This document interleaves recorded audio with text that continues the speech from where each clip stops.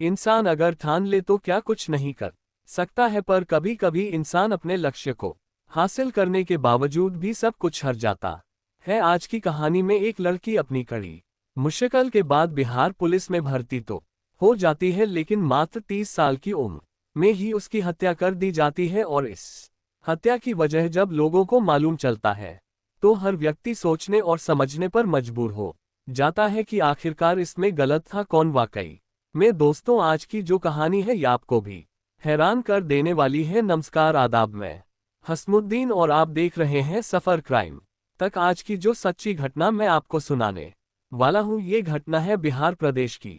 बिहार का एक जिला पड़ता है भागलपुर, और इसी भागलपुर के एसएसपी पुलिस लाइन क्वार्टर में रहने वाला है पंकज कुमार सिंह। पंकज जिसकी उम्र है लगभग 32 साल के आसपास। पंकज की पत्नी का नाम है नीत ठाकुर। नीतू जिसकी उम्र है लगभग 30 साल के आसपास, जो बिहार पुलिस में कांस्टेबल पद पर नौकरी करती है।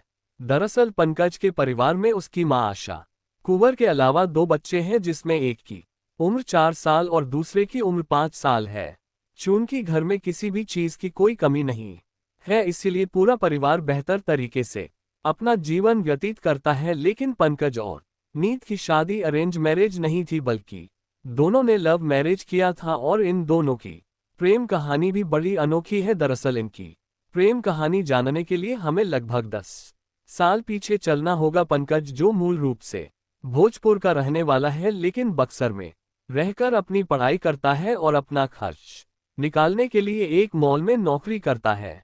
इधर नीतू, जो मूल रूप से छपरा की रहने वाली है, लेकिन साल 2003 में जब उसके पिता की मौत हो जाती है तो नीतू की मां शांति देवी अपने सारे बच्चों को लेकर के बक्सर में चली आती है, क्योंकि शांति देवी का मायका बक्सर में ही है। दरअसल शांति के टोटल 5 बच्चे हैं, जिसमें 4 बेटी हैं और एक बेटा।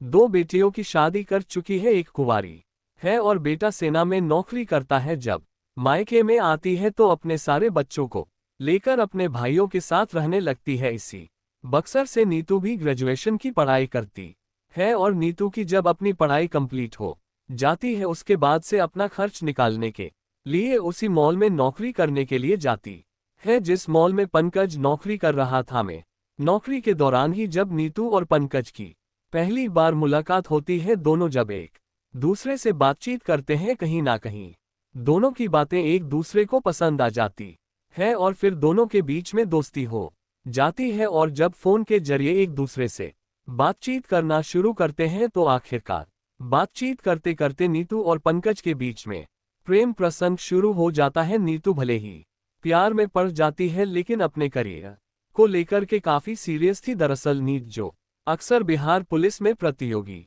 परीक्षाओं में बैठती रहती थी, आखिरकार नीत की यह मेहनत रंग लाती है और साल 2015 में बिहार पुलिस में कांस्टेबल पद पर उसका सिलेक्शन हो जाता है। उसके बाद से नीतू और पंकज शादी कर लेते हैं और नौगछिया में रहने लगते हैं, क्योंकि नीतू की पहली पोस्टिंग नौगछिया में ही होती है। शुरू में तो सब कुछ ठीक चलता है, लेकिन जैसे ही कुछ साल का समय गुजरता है, आखिरकार कुछ सालों के बाद नीतू 2 बच्चों की मां भी बन जाती है। लेकिन नीतू के 2 बच्चे जैसे इस दुनिया में आ जाते हैं, उसके बाद से नीतू के भी जीवन में कई सारे बदलाव आ जाते हैं। दरअसल पंकज को समझ में नहीं आता कि आखिरकार नीतू को हो क्या गया है, क्योंकि नीतू जब भी ड्यूटी से अपने घर पे आती है, अब हर छोटी मोटी बातों को लेकर अपने पति के साथ शक तकरार करने लगती है।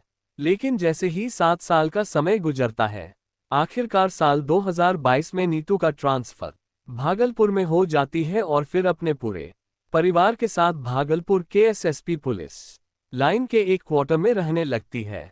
लेकिन यहाँ पर भी आने के बाद नीतू के जीवन में कोई बदलाव नहीं होता है। दरअसल नीतू जब ड्यूटी से अपने घर पे आती है तो अब अपने पति से झगड़े तकरार ही नहीं करती है, बल्कि उसे निकम्मा भी कहने लगती है। शाम के वक्त जब भी ड्यूटी से आती है, ना तो किसी से कोई बातचीत करती है, बल्कि सीधे अपने कमरे में जाती है, एसी ऑन करने के बाद बेड पर चली जाती है और फोन चलाने लगती है। घर के किसी सदस्य से कोई बातचीत भी नहीं करती है। पंकज समझ ही नहीं पा आता है कि आखिरकार उसकी पत्नी ऐसा क्यों कर रही है। पंकज जब भागलपुर में आता है, पंकज को कोई नौकरी नहीं मिलती है, इसीलिए घर पे ही रहता है और अपने बच्चों की देखरेख करता है नीतू जब सही तरीके से अपने पति से बातचीत नहीं करती है, पंकज भी एकदम से परेशान रहने लगता है। दरअसल अब पंकज के अंदर चिड़चिड़ापन सा आ जाता है, इसीलिए अब अपनी तन्हाई दूर करने के लिए एक दिन पंकज अपने दोस्त अवध से बात करता है। दरअसल अवध जो भागलपुर का रहने वाला है और अपनी पत्नी की सारी बातें जब अपने दोस्त से बताता है तो अवध भी पंकज को समझाते हुए कहता है कि तुम अपनी पत्नी के बारे में पता लगाओ, हो सकता है कि कहीं तुम्हारी पत्नी का किसी के साथ में अफेयर तो ना चल रहा हो। अवध जब इस तरह की बातें कहता है, ना जाने क्यों पंकज को भी अपनी पत्नी के ऊपर शक चला जाता है और फिर अपनी पत्नी के बारे में पता लगाने लगता है। तभी उसे मालूम चलता है कि दरअसल उसकी पत्नी का सूरज ठाकुर के साथ में प्रेम प्रसंग चल रहा है। सूरज जिसकी उम्र है लगभग साल, जो सिपाही पद पर नौकरी करता है। दरअसल नीतू जिस ऑफिस में काम करती है वहीं पे सूरज भी काम करता है। पंकज को जब सारी सच्चाई मालूम चलता है और जब इस बारे में अपनी पत्नी नीतू से पूछताछ करता है तो नीतू भी अपने पति के ऊपर ही भड़क जाती है और कहती है कि तुम्हारे दिमाग में शक की बीमारी पैदा हो गया है, जितना जल्द हो सके इन सारी चीजों को अपने दिमाग से निकाल दो। लेकिन पंकज अपनी पत्नी की बातों पर यकीन नहीं करता है। दरअसल पंकज को लगता है कि जब तक वह अपनी पत्नी को रंगे हाथों नहीं पकड़ लेता है तब तक नीतू उसकी बात नहीं मानने वाली है। यही सोच करके 12 अगस्त 2024 को शाम के वक्त पंकज नीतू के ऑफिस चला जाता है। दरअसल पंकज जब नीतू के ऑफिस में जाता है तो ये सोच करके जाता है कि अपनी पत्नी के साथ साथ सूरज को भी समझाएगा, लेकिन जब उसके ऑफिस में पहुंचता है तो मालूम चलता है कि नीतू और सूरज ऑफिस में मौजूद नहीं है। वहां पर मौजूद कर्मचारियों से जब पूछताछ करता है तो कुछ कर्मचारी बताते हैं कि दरअसल वो दोनों क्लब की तरफ जाते हुए दिखाई दिए थे। क्लब में जाने की जब बात कहते हैं उसके बाद से पंकज भी क्लब में चला जाता है और उसी क्लब में नीतू और सूरज को एक दूसरे से बातचीत करते हुए देख लेता है। दरअसल दोनों वहां पर खड़े होकर के एक दूसरे से ऐसी बातचीत कर रहे थे जिसे देखने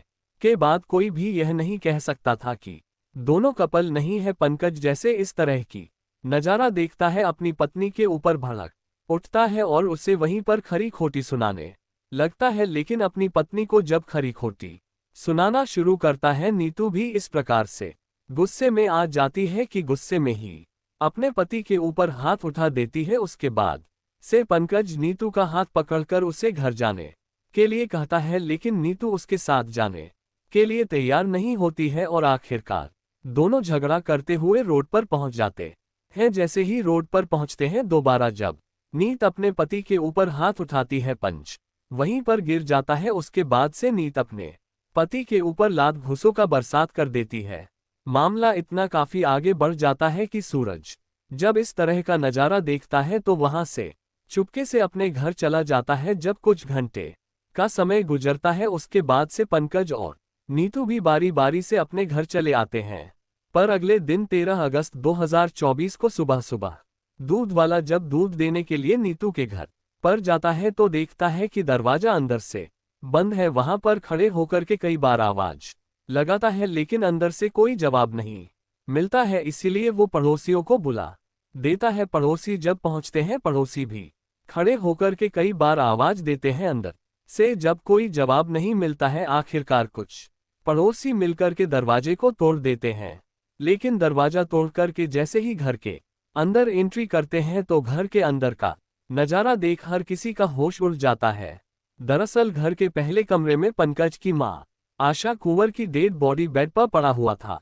आशा के गले पे किसी तेजधार हथियार को चला दिया गया था। बरामदे में खुद पंकज भी एक रस्सी के माध्यम से लटकता हुआ दिखाई देता है। पड़ोसी जब दूसरे कमरे में जाते हैं तो देखते हैं कि दूसरे कमरे में एक ही बेड पे नीतू के साथ साथ उसके दोनों बच्चों का भी डेड बॉडी पड़ा हुआ था। दरअसल उसके दोनों बच्चों के गले पर तेज धारा हथियार को चलाया तो गया ही था, साथ ही साथ नीतू के भी गले पर चलाया गया था, लेकिन नीतू के चेहरे को बुरी तरीके से बिगाड़ दिया गया था। पड़ोसी जब इस तरह की नजारा देखते हैं तुरंत इस बात की जानकारी पुलिस को देते हैं। इधर पुलिस के उच्च अधिकारी को जब मालूम चलता है, सब जब घटनास्थल पर पहुंचते हैं, सारी डेड बॉडी को चेक करने के बाद घटनास्थल की मुआयना करते हैं जहां पर पुलिस को चाकू के साथ साथ एक ईंट भी बरामद होती है। खून चाकू पर भी लगा हुआ था और ईंट पर भी लगा हुआ था।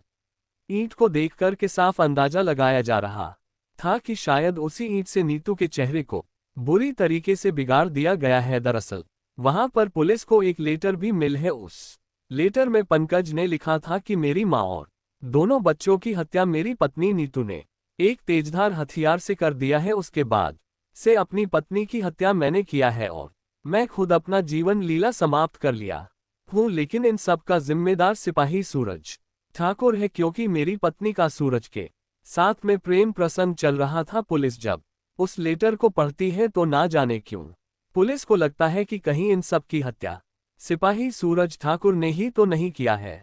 पुलिस डेड बॉडी को अपने कब्जे में लेने के बाद पोस्टमार्टम के लिए भेज देती है और साथ ही साथ इस बात की जानकारी नीतू के मायके वालों को दे देती है। लेकिन पुलिस जैसे ही वहां से निकलना चाहती है तभी वहां पर सिपाही सूरज ठाकुर भी पहुंच जाता है और पुलिस जब सिपाही सूरज को देखती है तो सूरज को गिरफ्तार कर लेती है। पुलिस जब सूरज को लेकर के थाने में पहुंचती है और जब सूरज से इन सब की हत्या के बारे में पूछताछ करती है तो सूरज भी पुलिस वालों को जवाब देता है कि साहब, मैं आप लोगों से कुछ भी नहीं छुपाऊंगा। ये बिल्कुल सत्य है कि मेरा नीतू के साथ में अफेयर चल रहा था, लेकिन मैंने उसके परिवार के किसी भी सदस्य का हत्या नहीं किया है। पर सूरज जब अपनी प्रेम कहानी बताता है तो उसे सुनने के बाद पुलिस भी सोच में पड़ जाती है कि आखिरकार असली हत्यारा कौन है। दरअसल इस कहानी की शुरुआत होती है साल 2022 में, जब नीतू का ट्रांसफर भागलपुर में हो जाती है। नीतू जब भागलपुर